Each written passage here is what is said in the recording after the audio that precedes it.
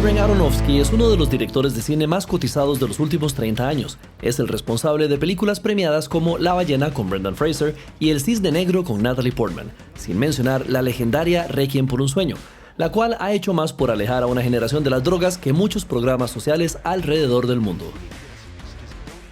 Todo comenzó con su visionaria película independiente Pi, que hizo por tan solo $60,000 y se convirtió en un éxito con la crítica y la taquilla. What the hell happened? En esta ocasión se aleja de su cine psicológico y nos trae Atrapado Robando, una película de acción en la que un beisbolista retirado es perseguido por varios personajes de la vida criminal de la Nueva York de los años 90. Y todo por hacerle el favor a un amigo de cuidar su gato. Well, first of all, thank you very much for your time. Thank you for having me. One thing that I admire about your work is that even though you have like larger budget than your first film, for instance, your originality and creativity have not been damned. Gracias. Yeah, I admire that. I was wondering, how come? Is it because you work with your usual collaborators, or do you have like a personal manifesto of staying original or something? I mean, I don't know. I think yeah?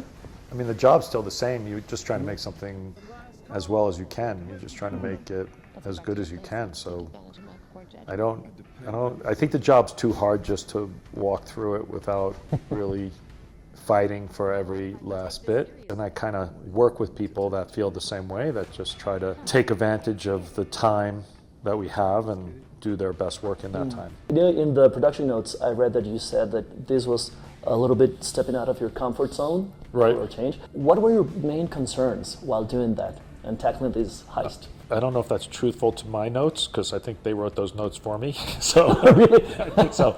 But Well, so that's I don't know. refreshing. I mean, I think you're always stepping out of your comfort zone every time you do a project, because you don't know how it's going to work out, and you're always taking a chance a bit.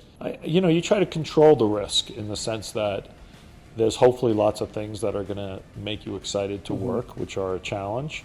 Sure. But you don't do stuff that's too crazy and too out of control, because then it could just sort of spiral out of control. You have to sort of know you have a good sense that you can pull it off. Welcome to Narnia. Should I stay or should I go? How much is there? Over 4 million. Shit. Everyone gets a cut. The Russians, the Puerto Ricans, the Hebrews. What the fuck are you doing? Oh!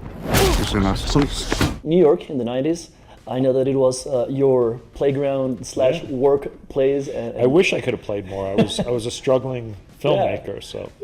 You and the author as well, the writers as well. Yeah. So you know the culture, you know the place, but the criminal underground, I was wondering, how do you get to that? Pure research or based on fiction? I think real life brushes? there were definitely some of that stuff was floating around a bit, but it's a lot of research, and of course there's some fictitious make believe, and let's have some fun with it. But we did a lot of research, and like Regina King, when she came on to play the police officer in the film, she did a lot of research into what it was like back then. We talked to real cops from the precinct that we were shooting in. So all of that information goes into a pot, and hopefully you come up with something that feels real. Yesterday, you came to know that your film had been screened for Latin American audiences all through the different countries. I was kind of blown away by that. Yeah, I it's noticed. pretty cool that Sony did that. Yeah. Do you have any way of knowing how to do your work resonates with different audiences region-wise?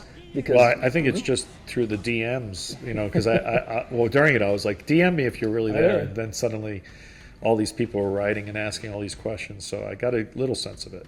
Afterwards, are you able to see like how certain film resonated with? Yeah, I think every kind of country in Latin America loved it except for Costa Rica. No, well, just teasing. I need you to take care of my cat. I like cats. I like dogs. I have to ask about Tori the cat, because I know he was a street dude himself, and now he's a movie star. The cat was so well trained. That cat could sit on a mark for an hour and not move, which I don't think I could find an actor that can do that, a human actor that can do that. So it was a very special creature. There was definitely very specific ways we had to treat it, because you want to be incredibly humane. But within those restrictions, the creature was incredible. Well, thank you very much for your time. Thank you very much. Atrapado Robando se estrena hoy en los cines de nuestro país.